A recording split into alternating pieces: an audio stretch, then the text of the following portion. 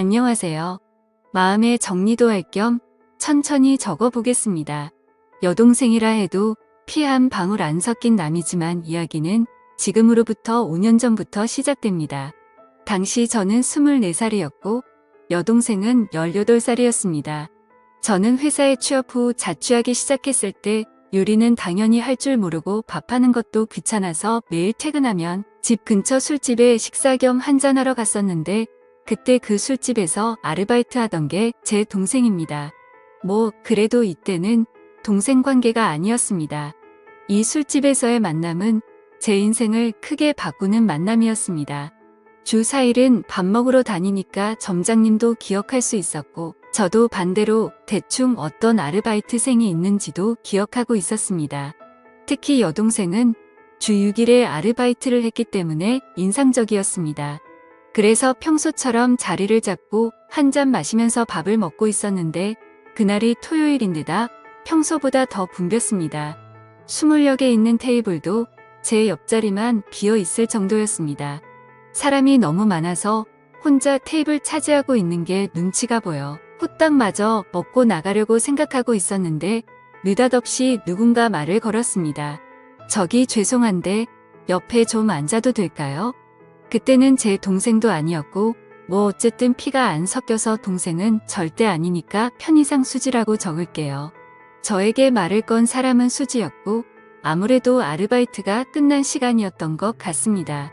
아르바이트 끝나고 식사를 하기 위한 자리가 제 옆밖에 안 비어 있었던 거죠. 저는 앉아도 된다고 했습니다. 하지만 그와 동시에 복장을 초라한 눈이 갔습니다. 제 또래의 여자로 보이는데 때 묻은 티셔츠에 촌스러운 청바지 그리고 낡은 컨버스. 주 6일이나 아르바이트 하는데 옷 살 돈이 없나? 돈을 모으고 있나? 라는 의문이 들어도 머릿속에 생각으로만 끝났지 물어볼 수는 없었습니다. 그날은 결국 대화다운 대화도 나누지 못했지만 왠지 호기심이 생겼습니다. 수지가 자리에서 일어난 후 가게 점장님께 수지에 대해서 무심코 물어봤습니다. 수지 씨는 뭔가 학비라도 모으고 있어요? 훌륭하네요. 나이도 젊은데 왜 그렇게 생각해? 아니 올 때마다 항상 아르바이트를 하고 있고 옷도 잘 안 사 입는 것 같아서요. 아니 쟤는 집안 사정이 많이 복잡해. 사정이 많이 딱해. 그래서 안타까워서 아직 고등학생이지만 아르바이트 쓰는 거야. 아 그래요? 고등학생인데 참 대단하네요. 반했어? 반하진 않았지만 왠지 모르게 흥미를 갖게 되었습니다. 그래서 기분 나쁘지 않은 수준으로 가게에서 말을 걸거나 자연스럽게 들리는 이야기들을 듣기를 3개월 정도 계속하던 어느 날 우연히 제가 가게 뒷문을 나온 타이밍에 수지가 가게 뒤에서 고함을 지르는 목소리를 들었습니다. 근처로 가보니 통화 중이었고 들으려고 했던 건 아닌데 고함을 지르는 모습에 무슨 일인지 궁금하여 근처에서 통화하는 것을 엿들었습니다. 들려온 내용은 자세하게 못 알아들었는데 뭔가 돈 때문에 혹신각신하는 것 같았습니다.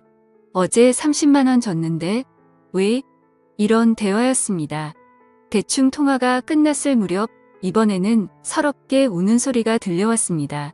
자주 봐서 친하다고 착각한 저는 그 순간 무슨 일인지 몰라도 도와주지 않으면 안 된다는 생각에 용기를 내서 말을 걸었습니다.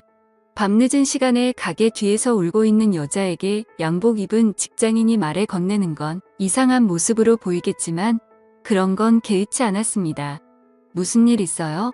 수지는 눈물을 너무 많이 흘렸는지 눈을 동그랗게 뜨고 있었습니다. 왜요? 누가 돈 빌려달래요? 아니에요. 남에게 말할 건 아닌 것 같아요. 괜찮아요. 에이, 괜찮아요. 남이지만 말해도 돼요. 저한테 말하고 나면 기분이 좀 풀릴 수도 있어요. 수지는 고개를 숙이면서 띄엄띄엄 자신에 대해서 이야기하기 시작했습니다. 아버지는 없으시고 어머니뿐인데 집에 정말 돈이 없는데 어머니는 전혀 일하지 않으시고 수지가 번 돈으로 생활을 하고 계신다는 겁니다. 나라에서 나오는 돈이 있으면 그 돈으로는 사치를 하시고 생활비는 전부 수지가 드리는데도 불구하고 어머니는 돈이 떨어지면 수지한테 전화해서 막말을 하셨다고 합니다.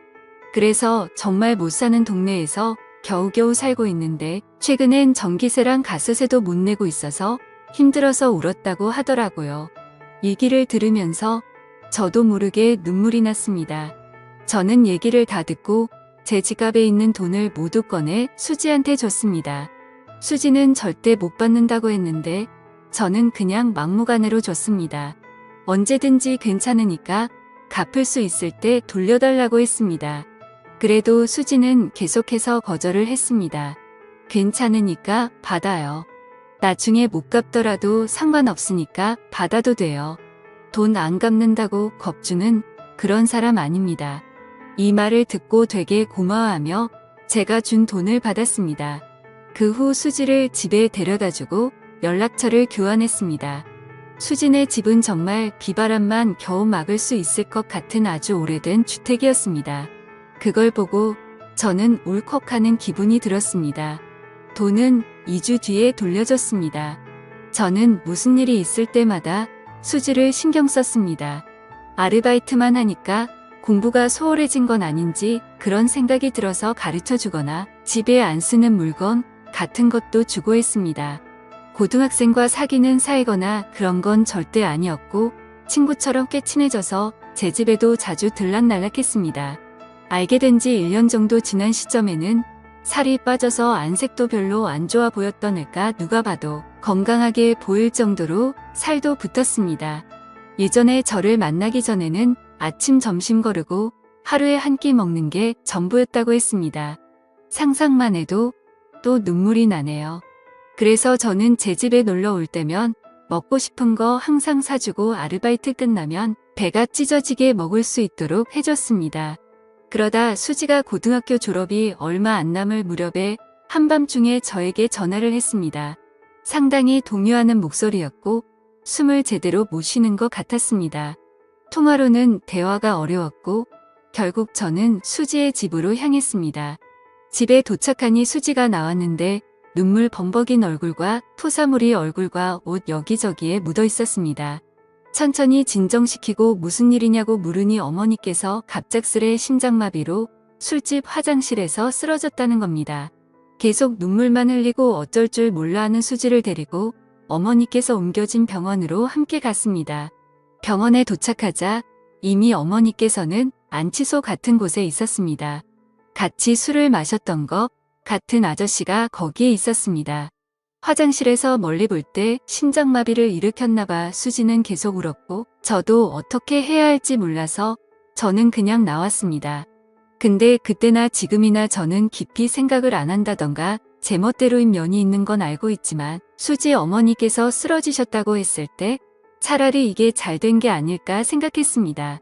지금까지 수지를 괴롭혔고 수지도 자유로워질 수 있다고 생각했거든요. 하지만 수지는 효도를 못했다던가 자기가 신경 쓰지 않았기 때문에 죽었다면서 흐느끼어 울었습니다. 확실히 자기를 힘들게 했던 사람이라도 유일한 가족이었기에 어머니를 잃은 수지의 슬픔은 깊었습니다. 그 후 장례식이니 뭐니 하는 것은 어머니의 형제간에 거행하게 된 모양이었습니다. 그 장례식에서 앞으로 수지는 어떻게 해야 할지에 대해서 형제들끼리 대화를 나눈 것 같은데 일단 미성년자이니까 누군가가 수지의 양치권자가 되어야 하는데 아무도 맡으려고 하지 않았습니다. 다들 모르는 척 곤란한 척 하기 바빴습니다. 정말 가족이란 게 뭘까 하고 속상했습니다. 고등학교를 졸업하면 취직해서 독립할 거고 미용사가 되고 싶다고 딱 한 번 말한 적이 있었는데 하고 싶은 것을 할 수 있는 환경에서 꿈을 이뤘으면 좋겠다는 제 바람과는 달리 잘 안 될 것 같아 보여서 슬펐습니다. 결국 마지막에 수지의 이모가 돌보게 됐는데 저는 아무래도 납득이 가지 않아서 한 가지 생각을 하게 되었습니다.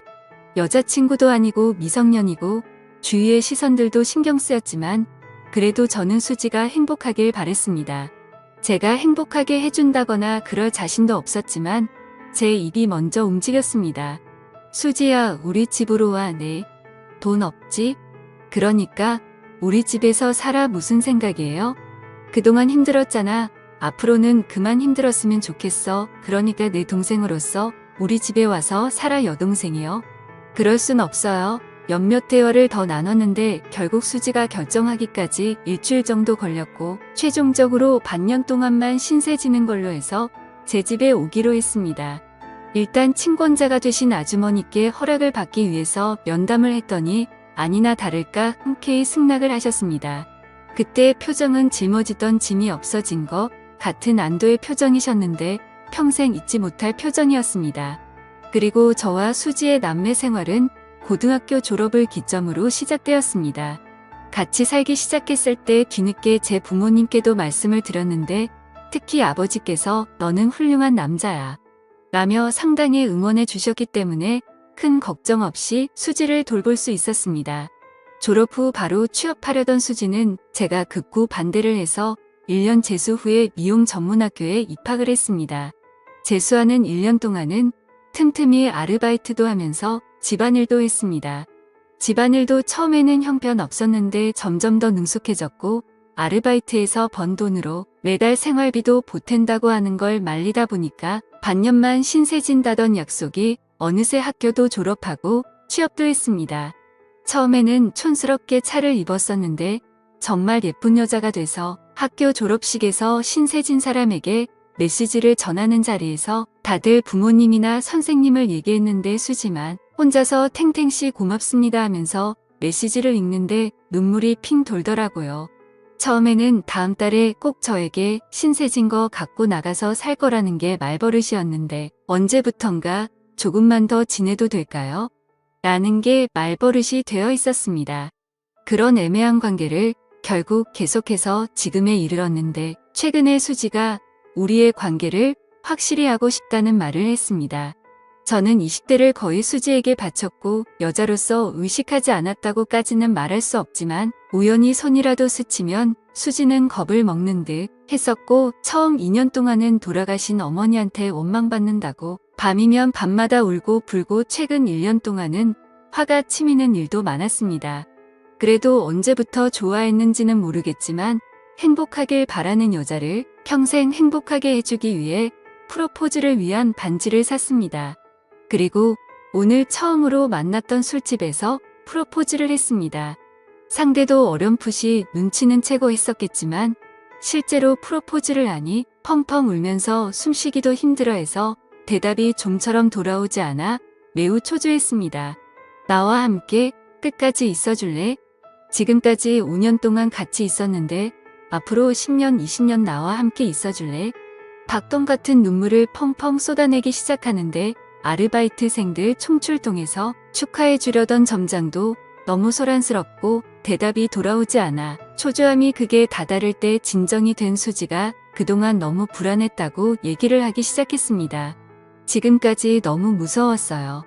언젠가 헤어져야 하는데 계속 생각은 하는데도 신세는 계속 지고 있으니까 눈치 없이 민폐를 끼치는 건가 싶고 또 저 때문에 청춘을 망치신 것 같았어요.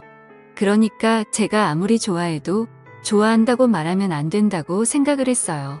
엄마는 힘들게만 살다가 돌아가셨는데 나만 이렇게 행복하게 살면 못된 거라고 생각을 했어요. 눈물 범벅된 얼굴로 흐느끼며 여자로 안 보는 것 같아 괴로웠다는 등의 얘기 끝에 프로포즈를 받아줬습니다. 집으로 돌아오는 길에도 울었는데 집에 도착해서는 너무 늦게 프로포즈했다며 저에게 화도 냈습니다. 돌이켜보면 정말 그날 수지에게 말 걸어서 다행이라고 진심으로 생각합니다. 동시에 그때 제가 말을 걸지 않았다면 어떻게 되었을까 하고 생각하면 괴롭네요. 진심으로 사랑할 수 있는 사람을 만난 것에 하루하루 감사하면서 살겠습니다. 시청해주셔서 감사합니다.